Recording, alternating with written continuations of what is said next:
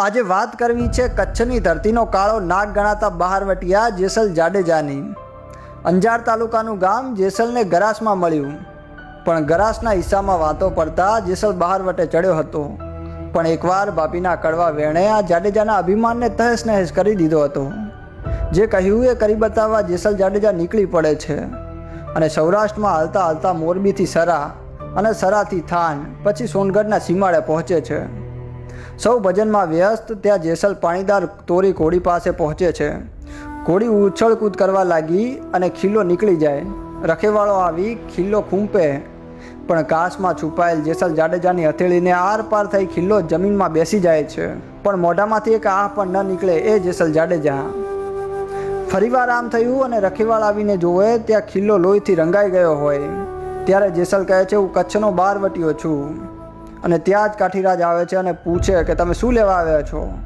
તો જેસલ જાડેજા કહે છે, 3 વસ્તુ મેળવવા આવ્યો છું, તોરી ઘોડી, તોરી તલવાર અને ત્રીજી તોરી દેનાર।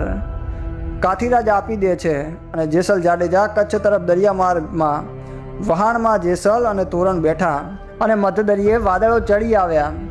ભયંકર પવન ફૂંકાવા લાગ્યો અને દરિયો તોફાની બની ગયો અને અનેક લોકોને નષ્ટ કરનાર જેસલ આજે કાયરની જેમ કાપવા લાગ્યો। તોરલ શાંત થઈ બેઠા હતા। જેસલને થયું મોતથી ન ડરતી આ કોઈ સતી છે અને જેસલને દેવી સ્વરૂપ દેખાવા લાગ્યો અને અભિમાન ઓગળી ગયું અને જેસલ વિનંતી કરવા લાગ્યો। તોરલે જેસલને કરેલા પાપ જાહેર કરવા કહ્યું અને ગરીબ ગાયની જેમ જેસલ પાપોનું પ્રકાશન કરવા લાગ્યો અને જેસલની નિર્દયતા ઓગળી ગઈ। તોફાન શાંત થયું અને થોડા જ સમયમાં બહારવટિયાના જીવનમાં પલટો આવી ગયો। તોરલ સતીના કારણે જેસલ જેવો રાક્ષસ પણ એક પીર બની ગયો અને આગળ જતાં જેસલ પીર નામે ઓળખાયો।